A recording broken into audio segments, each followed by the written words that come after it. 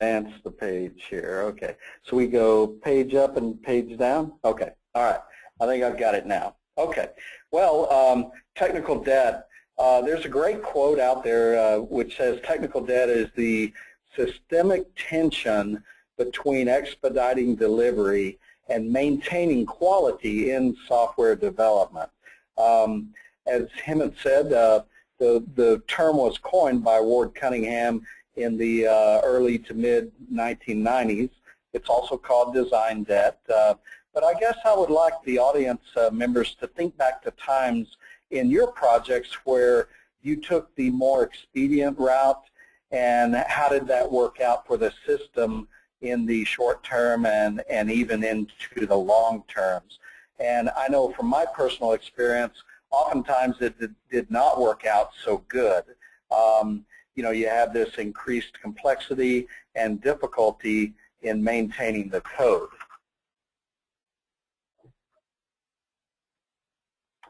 The debt metaphor. Well, if any of you are a Dave Ramsey fan, he's, I guess, a financial advisor, has television and radio programs. He stresses being debt-free, and when his user base, if you're part of his user base and you eventually get debt-free in your financial life, you call into his system and or call into his radio show and scream at the top of your lungs, "I'm debt-free." You know, there's a similar analogy in software. If your code is debt-laden, it becomes like a ball and chain around your ankle, making you less agile. And then at some point, the debt comes due, and often at the very worst times.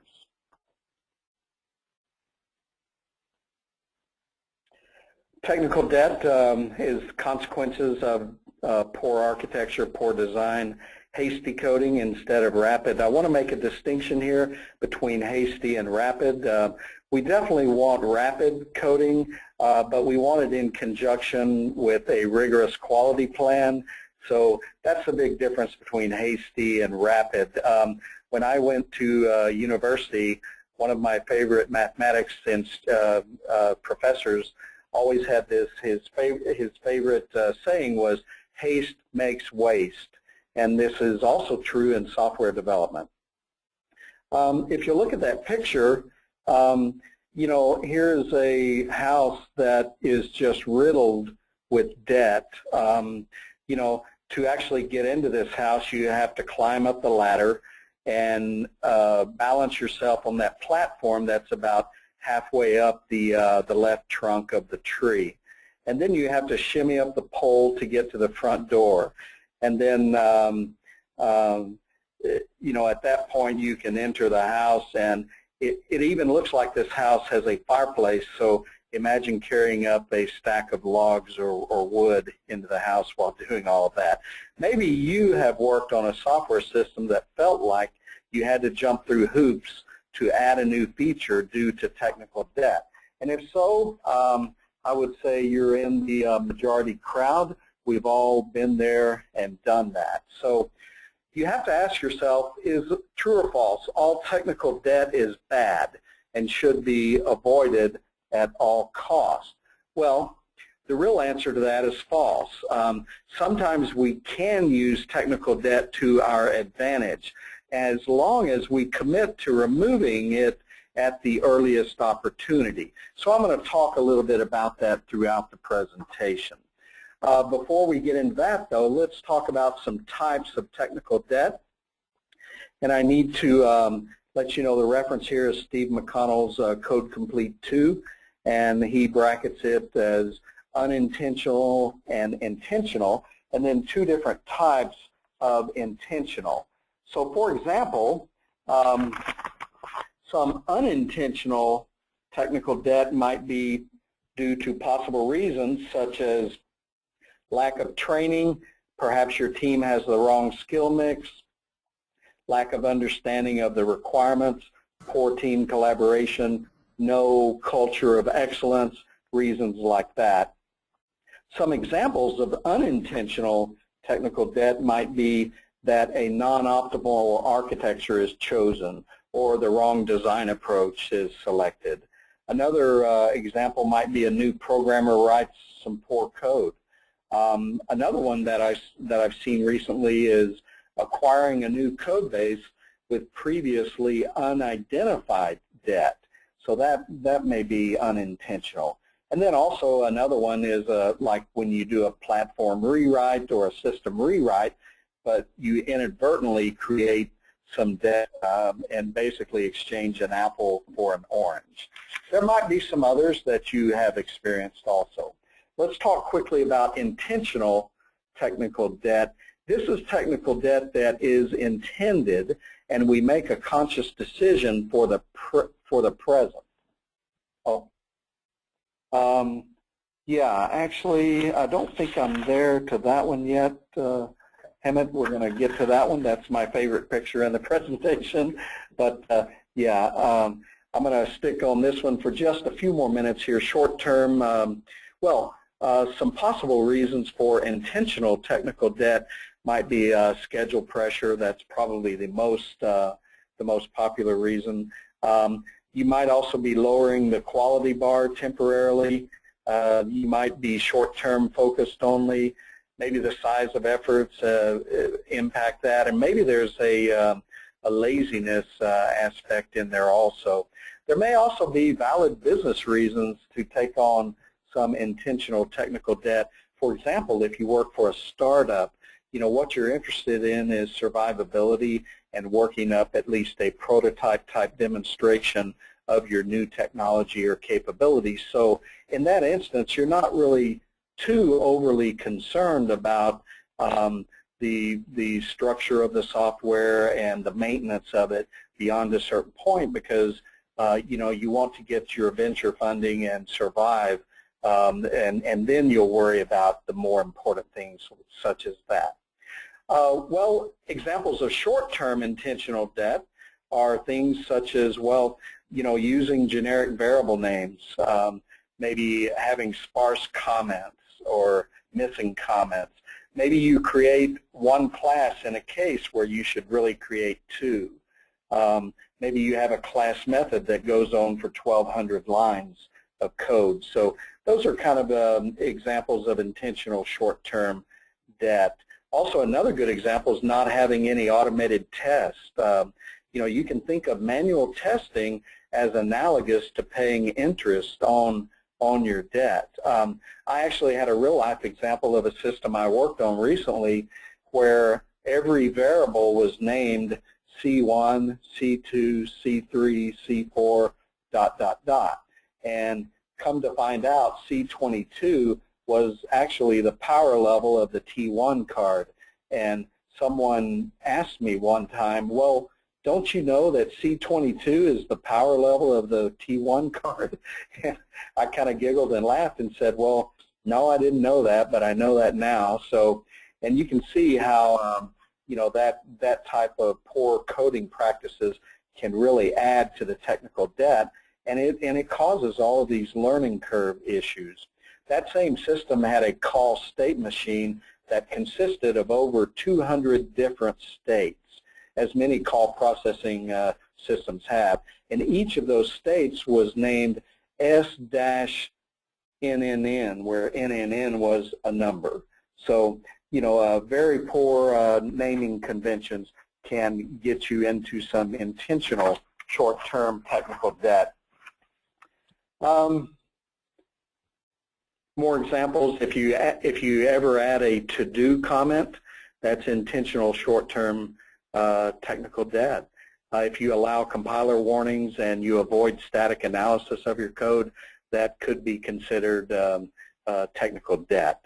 Long-term intentional technical debt, well, this might be where you acquire a third-party code base that has some technical debt, but it still makes good business sense to acquire that. Another example of long-term technical debt that I've seen is where, you know, you develop a placeholder converter for now between two systems, as there is a good fit solution emerging and will likely be available within a year or something like that. So there are probably others, but let's move on to, as I said, my favorite slide in the entire presentation. It makes me wonder what the driver of the paint truck thought when he or she approached this dead animal in the road. They could have done the righteous thing, turn off the paint, apply the brake to the truck, stop the truck, put it in park, get out, put a glove on, lift up the dead animal and pitch it to the side of the road, and then continue on about their business. Or maybe they were so pressed for time, maybe it was almost their lunch hour, they just made the conscious decision to roll right over that, and it's created an issue for the future. At some point, hopefully animal control will come and remove that, or maybe the animal decomposes and you're left there with a gap in the stripes. Okay.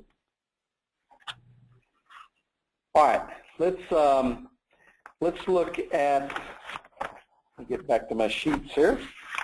Oh, a shout out to Martin Fowler for this technical debt quadrant. He introduces a new dimension here called reckless and prudent. You'll see the intentional and unintentional. The main thing about this slide is you want to be up in the upper right-hand corner. You want to do only intentional technical debt that is prudent. And prudent says we will ship on time and revise the quick fix as our top priority in the next release. So it has this concept of respecting the asterisk. That's what I call respecting the asterisk. If you must take on technical debt for valid reasons, then only do that if the commitment is there to schedule, prioritize, and fix it soon, ideally in the next sprint. And that's for short term. For long term, only take on technical debt if the commitment is there to sponsor projects or large efforts to resolve the debt. So keep in mind, you might hear this phrase used from time and time again, respect the asterisk. Okay, let's quickly cover off the cost of technical debt.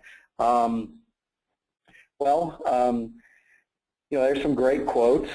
Technical debt can result in crippling interest payments. I actually had a real-life example. I can speak about Nortel Networks because the company is no longer viable and no longer really there. One of the major software products they had was the DMS phone system, and their software base ended up being such poor spaghetti code that it got to the point where it would take about 1 year to add one line of code. And I'm not making that up. I actually met someone in the lunch line one time, and I was asking him about his job and asked him what he did, and then asked him, well, just kind of offhandedly, approximately how many lines of code do you write per year? And he thought about it, and he said, well, last year I wrote one line of code because it took him so long to find exactly where that one line of code should go. And at Nortel, it took a long time to set up the labs to do all of the testing. So, but that's just a, kind of a case study and real example that I lived through and I actually experienced. We all know what happened to Nortel. I'm not necessarily saying that was the reason Nortel went out of business. I think the accounting irregularities had a lot more to do with that, but it might have been a contributing factor. I know for sure there was 1 year they took a $10 million charge on their books to rewrite that software base. So you can see that there are real tangible examples of how much technical debt can cost you, and perhaps you've even experienced some of that. Now let's talk about the technical debt impacts to the person. One thing that strikes me about technical debt to the person is that it reduces job satisfaction. Imagine if your job is to come in every day and work in that area of the software. It can reduce your personal motivation. It can lead to feelings of frustration and helpfulness. And the bottom line, it can increase employee turnover. and that's very costly to the company. From a team perspective, technical debt slows down the team's velocity. I mentioned the Nortel example of 1 line of code per year. It can feel like the project is weighed down. That interest payment can cripple the team's ability to develop new features. If you're constantly having to put more and more people into your maintenance team in support of debt-ridden software, it's going to cripple your team's ability to add new features. And it can make it even more difficult to hit a commitment. But most importantly, I think from a team perspective, technical debt erodes trust. The business side no longer trusts the software developers, and the software development team no longer trusts management and the business side. So that's the biggest impact to the team that I feel. Now let's quickly talk about the impact to the business. Well, every day that you do not fix a structural or debt issue, it adds interest. And this interest payment can make you less competitive than your competition. It can bring your business to a standstill. I've got a case study coming up in just a minute that almost occurred, and it can lead to bad decisions made out of desperation. So one good question is, what percentage of your development team is required for maintaining the previous releases of your software? Honestly, if it's more than 10%, you probably have some technical debt issues. I think before I go to the next slide, I'm going to give you, as I alluded to, a quick case study. There was I worked with this company several years ago, and it's a business phone systems company. And in the decade of the 1990 through 2000, they had huge market success. They kept adding features to their software, their new business telecom features, with no regard to software quality, the structural health of the software, or the eventual interest payment. Well, what you might expect happen really did happen. In the decade from 2000 to 2010, that debt came due, and it resulted in, and when we did the code analysis, there was more than 4 million lines of code. There was more than 700,000 compiler warnings. There were more than 10,000 go-to statements. I'm not making this up. I actually looked at it, and it had a design pattern that I would frankly classify as spaghetti. So, the software was buggy. You would add new software features, but it would break old features. The team became slow to respond. They couldn't seem to introduce features quickly anymore. There were several failed product launches, and it all adds up. Oh, and that team also, half of the entire software development team was dedicated to maintenance, 50%. So it all adds up to a strong possibility of going out of business. Now, this company did avert going out of business, but not without a lot of pain and a lot of effort, and I'll talk about that towards the end of this presentation. Okay, let's get into the solution sphere. Well, here you go. Here's 4 tangible techniques for preventing technical debt. The first one I would say is what I call draw the line. It's a culture shift, and basically you say, from this day forward, we will no longer allow technical debt except where there are valid business reasons by respecting the asterisk. Okay? The only exception to that might be tactical or strategic business justification, but even then, we must respect the asterisk. So the analogy there is, I guess William Barrett Travis drew the famous line in the sand at the Alamo and said, everybody who's with me and willing to die, please cross the line. And I guess historic lore shows that everybody, or everybody save one, crossed the line. Number 2, strong definition of done. If you don't have a definition of done right now on your project for your development work, I would highly advise you to choose 2 or 3 of these from the list and build consensus around those. And then for each subsequent project, add another one.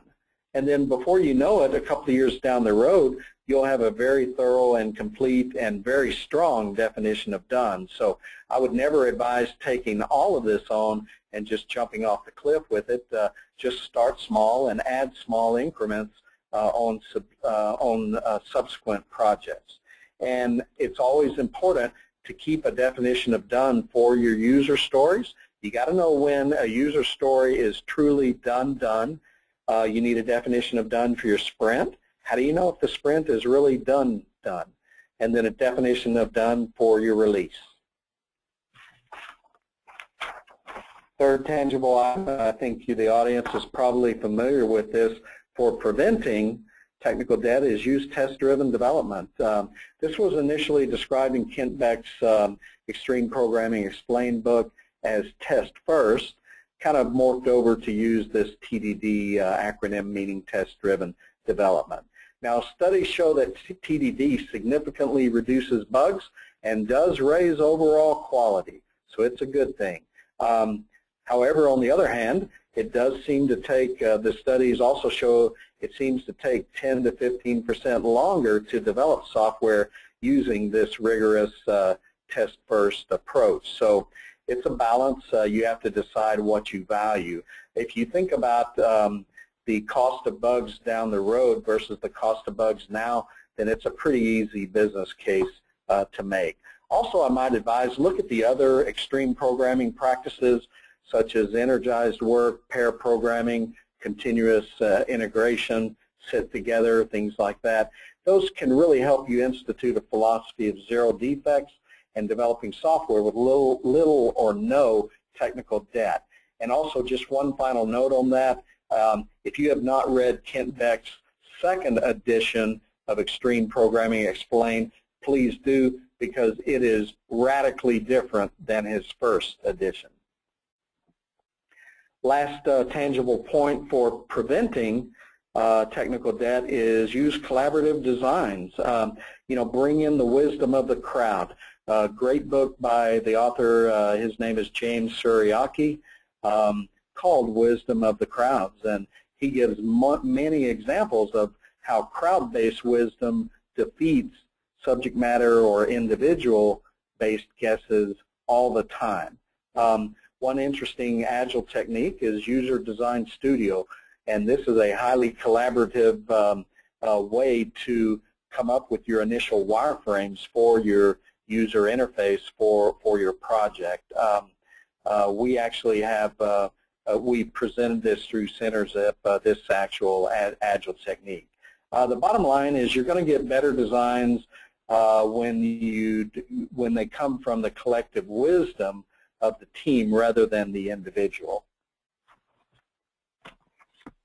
Okay, let's move on to, here's 5 tangible techniques for managing new technical debt as opposed to legacy. I'll talk to legacy in just a minute. So managing new technical debt. Number 1 is this technique called the debt backlog. It's very similar to a product backlog, but basically you put all of your technical debt items in the debt backlog. When you do this, though, a word of caution, you need to ensure that the debt backlog is considered for selection into a sprint just as much as the product backlog. Now, as a product owner, you would lean probably strongly towards the business value and want the team to fill out the sprint with all items from the product backlog because maybe you don't understand what technical debt really is. But as the team, you should always encourage your product owner to choose, maybe you'll use a 70-30 rule. Choose up to our capacity, or we as a team will choose these items from the product backlog, and then we'll choose these top 2 or 3 items from the technical debt backlog, and maybe use a 70-30 or 80-20 type rule. Treat those debt items just like you would a product backlog item. Estimate them. track the commitment to fix them, break them down into finer granularity when they're selected for a sprint. And then when you select them for a sprint and merge them into the sprint backlog with the functional or feature-based user stories, then these technical debt items will contribute to your burn down chart just like the user stories do. Here is a real-life example of a project that I worked recently. It's an iPhone app called My Natural Healer. If you like natural remedies and more holistic solutions, and if you're looking to get away from artificial chemicals and things like that, check out this app. It's not a commercial, but check it out, download it, and send me your feedback. This debt backlog, I'll ask you to look at the very last entry there. You know, there's a column for debt, and here was the debt issue that we had. The same method handles both designating and undesignating a favorite. We felt like the software structure would be better if we had separate methods to do that. Now look in the business justification column. It was too risky to do right before the customer milestone demo, so we incurred that in sprint 6. We think it'll take us about 2 weeks to resolve that. That estimate's probably pretty high. And the work items is we're going to bust out undesignate into a separate method and then add logic to the parts of the code to know which method to invoke. And then the commitment, which is vitally important, is for sprint 7 at sprint 8 at the worst. And we absolutely came through with that and handled that technical debt actually in sprint 7. Number 2 for managing new technical debt. Well, it's called an automatic payment plan. Very similar to you know, handling the technical debt. Pay it as you go, even if that means slowing down your team's velocity in delivering other business value features. So it means include technical debt items in your upcoming sprints, work them as quickly as possible, and you know, just fully commit to handling that debt as you incur it. Honestly, it does no good to add the debt into a debt backlog if the commitment is not taken seriously and worked as planned. So service the debt as you go. Number 3 tangible technique is what's called a makeup story. And this is similar to a user story. Basically, you're apologizing to the code base for abusing it. So sounds kind of funny, but in reality, it works. So I'm going to apologize to the code base, and I'm going to promise to make it right. So basically, add a story that's not called user story. Add a story that's called a makeup story. Add it straight into your product backlog and prioritize it into the next sprint if at all possible. And that's a real good way to track technical debt. Here's an example of a makeup story that I did on a project a year or so ago. This is a sprint backlog. You'll see the item colored yellow there. It's called refactor and improve the connection timeout. And the notes say, well, that's a technical debt item. Look, people are assigned to it, or perhaps they chose it. There's an estimate in hours for it, and there's a remaining hours for it. So treat it just like your other work items in your sprint backlog.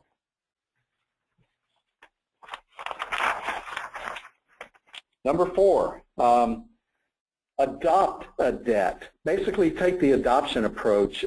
Identify for every technical debt or makeup story you have, tie it to a functional user story. And the way you can do that is you can think about that user story, and if it flows through the software that there is a technical debt story written about, then tie the two together and make sure the product owner understands if they choose that high priority user story for the business value, the technical debt item goes right along with it.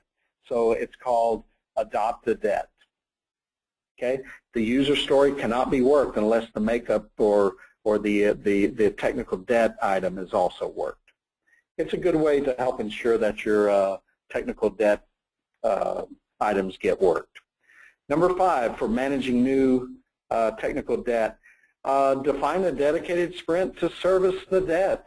We've all heard of a bug fix sprint. Well, how about a technical debt sprint? Absolutely. Well, geez, Mike, that would take 2 more weeks. Yeah, that's exactly right. It's just a matter of what you value and what you prioritize. Okay, quick recap here. To manage your new technical debt, use a debt backlog, a commitment to service the debt commitment, make up stories, use those, adoption, and dedicate an entire sprint to debt reduction. Okay, let's jump into techniques for managing legacy technical debt. If you're not so lucky and get saddled with a code base that has obvious technical debt, my hope is that this section will help you out and maybe introduce a few things that you haven't thought of already. So the first tangible method is what I would call a redo project. This is where the business decides on a total redesign and rewrite. Honestly, it happens pretty rarely. It's just hard to justify because technical debt is like the silent killer. It's invisible unless the software developers and QA and folks like that talk about it and talk about the impact and make it visible in the product backlogs and the burn down charts and things like that. Oftentimes you can do a redo project under the guise of moving to a new technology or a new platform. So it's not meant to be deceitful, it's just right timing to do it. An analogy might be, filing for bankruptcy so that your debt is wiped off. Kind of a restart and start fresh again. But be very careful. I alluded to this earlier. When you do proceed with a redo project, you absolutely cannot exchange an apple for an orange. And by that I mean don't redo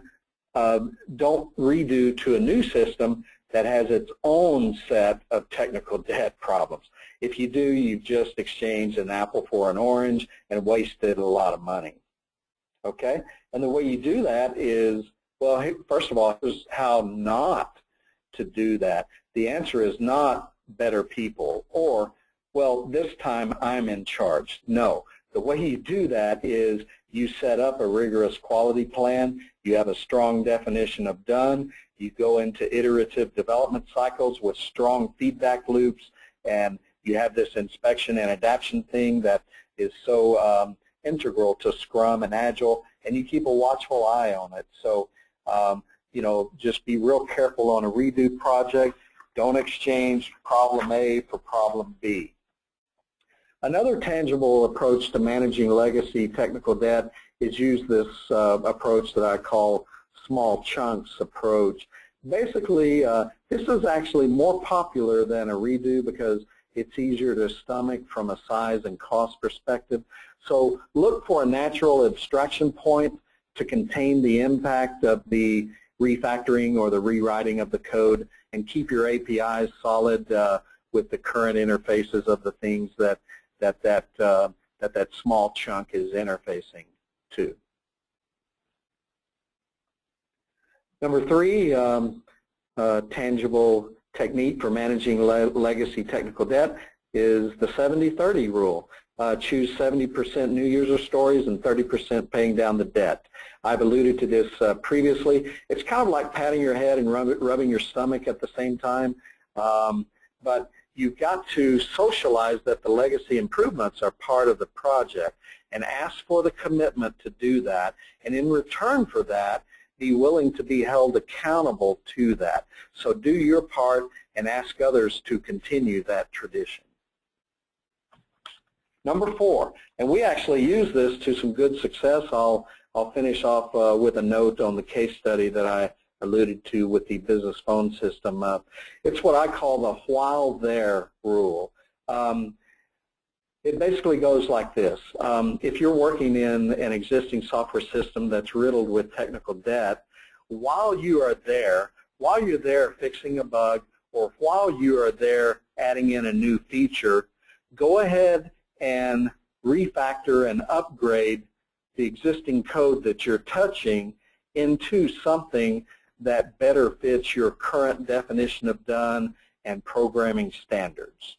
So, you know, basically any legacy function can be modified for a feature, but when it is, it needs to be rewritten according to the quality plan in terms of the variable names, the coding guidelines, alignment, and etc. This can also work pretty well with the support team also. You know, while they're fixing bugs, challenge them and say, hey, use the while there rule. While you're there, improve the software around it. Even if you can't get it up to the current definition, take a strong step towards that. Now, as a wrap-up on the case study, you know, I mentioned the 4 million lines of code, the 700,000 compiler warnings, the 10,000 go-to statements. Just to wrap up the final result of that case study, we were able to improve almost 50% of that 4 million lines of code.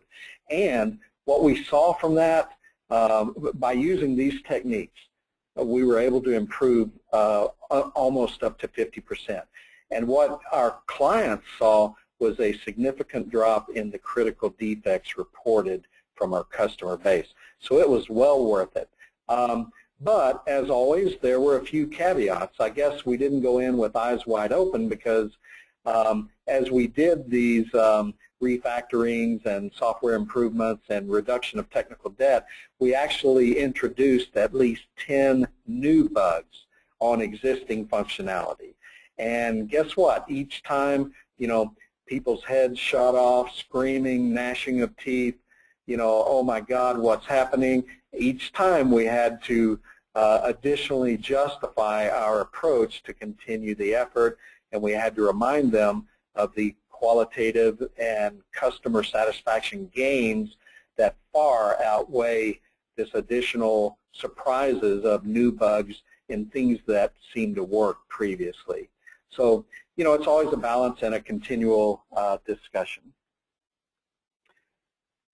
Okay, so just a quick recap there of 4 tangible techniques for managing legacy technical debt: redo projects, small chunks, 70-30 rule, and while there rule. So, in conclusion, well, sobering thought. There's a really good quote there, but another good quote is by Douglas Adams, the author of The Hitchhiker's Guide to the Galaxy. And he says, to summarize the summary of the summary, people are a problem. So in some ways, the primary cause of technical debt is people related. And I do tend to agree with that thought. Kent Beck, in his second edition of his book, Extreme Programming Explained, he expounds a similar thought when he states that all software problems can be traced back to communication issues. And I find that very true also. But the good news is that there is hope, and using these agile techniques, you know, you can get better and perhaps someday eradicate your technical debt. Well, Robert Martin says it best, Uncle Bob. He says, go well, not fast. You know, you don't, and he kind of uses this turtle and hare analogy. You know, but I don't think you have to go slow like a turtle and never sleep. You know, using these agile methods, you can achieve a consistent, rapid pace and improve your velocity over time. A couple of great references. Steve McConnell's Code Complete 2, I mentioned that, and Chris Sterling is kind of a leader and expert on managing software debt and speaks at a lot of conferences. And if you've never read Mary and Tom Poppendike's Leading Lean Software Development, I would strongly encourage that also. Now we're at the question stage, and I guess before I do, I'll throw in a little brief commercial about 3 Beacons. We're an agile training and consulting company, feel free to give us a call if you have any short-term or long-term Agile coaching or training requirements. One of our most popular courses is Scrum Team Training. You know, it's often difficult budget-wise to send your entire team to Certified Scrum Master training. And while we do not offer the CSM course, we offer the team training version of that to get your entire team trained up 25 at a time on Scrum and distributed Agile and user stories and product owner responsibilities and Scrum Master and things like that. With that, I'm going to turn it back to my colleague, Mr. Hemmett. Great. Thank you, Mike. So, folks, now we're at the point where it's your turn to think about questions that you want to bring in. And while you're doing that, we'll take a couple minutes to talk about Synerzip, and I'll introduce Synerzip for a couple of minutes, and you take that time to think about questions. We already have a number of questions in our backlog here, and as soon as we have a few more, we'll just start taking questions. So while you're doing the question part, here's a quick introduction to Synerzip. We are a Agile software product development partner for small to mid-sized technology companies. I think many of you know us already, but those who don't, this is a quick intro. All our work is intellectual property of our clients, and we help our clients with the entire software development lifecycle. For each client, we put together a dedicated team of high-caliber software professionals, which serves as an extension of the in-house team and continues to work as if it was one team working with a client with a very stable, low turnover and all that good stuff. And because of our experience with software development process and particularly Agile development practices and being able to strike the right balance between rapid delivery yet being disciplined and organized, we are able to really reduce the risk of software development for our clients. Many of our client companies are doing something innovative, and we are able to help them build that product with a lower risk model. In addition to lower risk, we are also able to offer lower cost given our dual shore team structure. We have a team, a sizable development and testing team in India, and a small team of product managers and product owners on the US side. And with that combination, we are able to provide a 50% cost advantage to our client. And the last point, fifth point about Synerzip is flexibility that we offer to our clients. For many of our clients who care, we give them an option to convert the team that is working for them at Synerzip and make it their own captive operation in India. So that's Synerzip in a nutshell. Next page brings up, as it refreshes in a minute with a number of logos on your screen, a glimpse of the companies that Synerzip serves. Almost all of these are small to mid-sized companies with a few outliers. Hopefully you recognize some of the names. And that's as much about Synerzip that I wanted to cover in this session. Now let's turn our attention, Mike, to a few questions. Okay. A number of them here. So let's start off with one question, which is how, in terms of defining a technical debt item, how black and white is the definition of what is a technical debt? So what we mean by that is, if you're in a room of a team, if you're two reasonably qualified people looking at the same line item, which is classified as technical debt, would they differ? One would say, yes, of course this is a technical debt, another would not agree with it. So how black and white is the definition of technical debt items?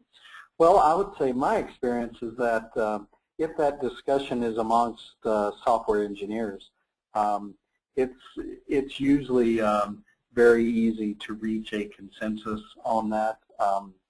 Most software engineers can look at an area of the software and say, yeah, boy, this needs to be reworked, and it's relatively easy to build a consensus on that. I think where you might have some interesting discussion about that is if that discussion is between a software engineer member of the team and maybe the product owner, where maybe the product owner did not come up through the ranks of software or QA or something like that. Maybe they have more of a business background, and that does happen.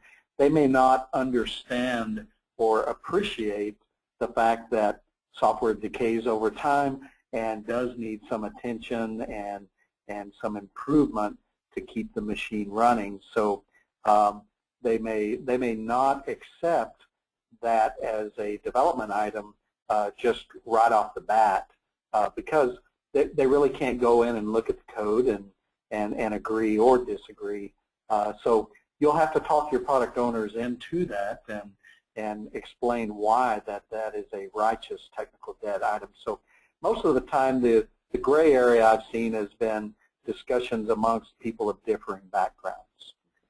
That's excellent. So in which case, let's take this related question about who owns the technical debt items in the backlog. So the feature items, of course, are owned by product owner. They pound the table for the prioritization and what needs to make it into the upcoming iterations and so on.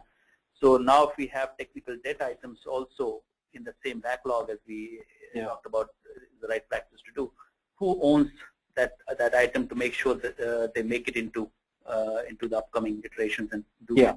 Well, definitely prioritization is, as Scrum defines it, is owned by the product owner. So the product owner still owns the ownership of prioritizing those technical debt items in conjunction with the business value user stories. So that's why it often takes an assertive team to convince the product owner that quit pushing down our technical debt items, let some of them the more important ones gravitate up to the top, and here's why. And then again, as I said, you can use that technique to adopt to a business value user story. So the ownership of prioritization is always at the product owner level. The team might try to influence the product owner as to which technical debt items are higher priority than the others, absolutely. But the bottom line is the product owner owns the ownership. Now, when those technical debt items are selected for a sprint, then by the mere fact of selecting that and committing that to the sprint, then the dev team owns the delivery of those technical debt items. All right, let's take another question here, which is applying TDD to legacy code enhancement. How far will it reduce legacy debt if you would apply TDD to a legacy code situation, legacy code enhancement? Yeah, well, that's a great question, and I'm not skirting the answer, but I think the answer to that is you're going to drive down debt as much as it's going to be proportional to the effort of the amount of TDD that you put in. If you do some, test-driven development, for any new features, I'm assuming you're talking about adding in new features on top of a legacy code base. So you almost have to combine a TDD approach with a while there rule, so that you're testing, the new feature through TDD, and you're also testing the code that you're changing around that new feature while you're there. So you have to write the automated test cases for any of the code that you change. So it's a matter of, if you're simply is not the right word, but if you're writing tests for your new feature code, then the idea there is that you're introducing zero technical debt. You're not making it any worse, but you're not cleaning up any of the previous mess. So you have to use these other techniques to help drive down the debt while you're there. So it just depends on what level of effort you're willing to do in terms of restructuring the code while you're there, and then writing automated test cases against that. So I guess it's a factor of how much effort you're putting into it. Okay, let's take another one here.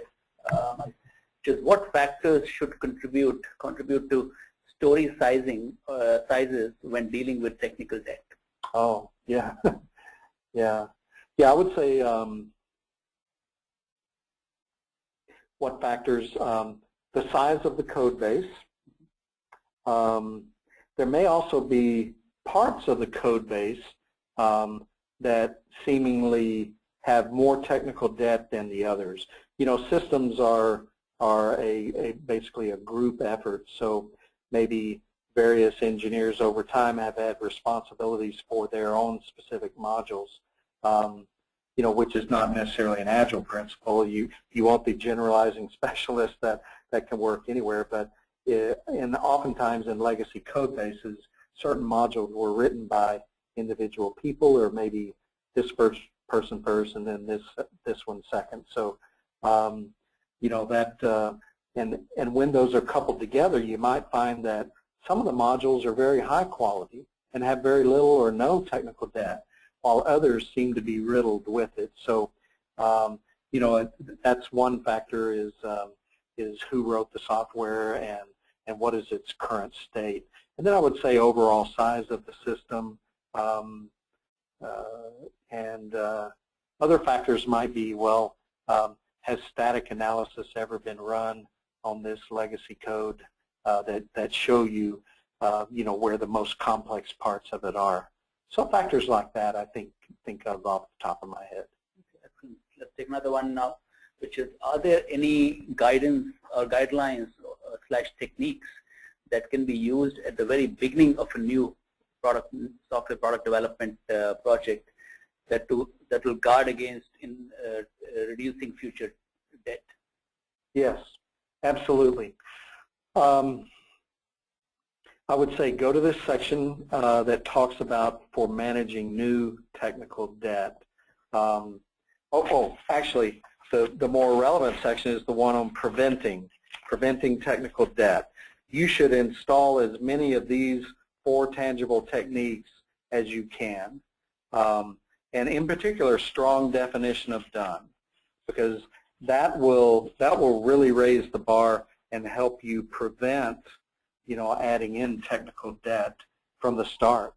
And just a quick recap: use test-driven development, encourage collaborative designs, and then you know, draw the line and say this project will be different. We're going to draw the line and say we only use technical debt as a tactical or strategic advantage. And then when we do, we will, I repeat, will respect the asterisk. Those items go to the top of the list in the next sprint. Okay. Let's take another one. I think you touched upon that in your content about prioritization.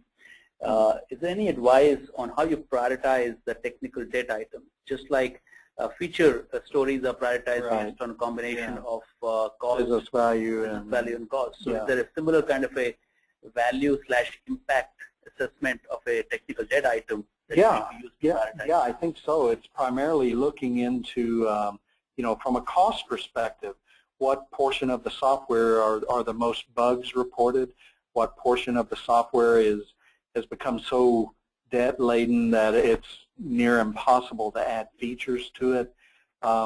Those are the ones that you just have to look at and help use, you know, your cost justifications to prioritize those higher. Another thing I would offer here is that, you know, if a lot of your upcoming new user stories enter into a certain portion of your system and there is some technical debt there, that would increase the priority of that technical debt perhaps over other items on the list, because you know, it will help ensure that those existing user stories are done in a better structure.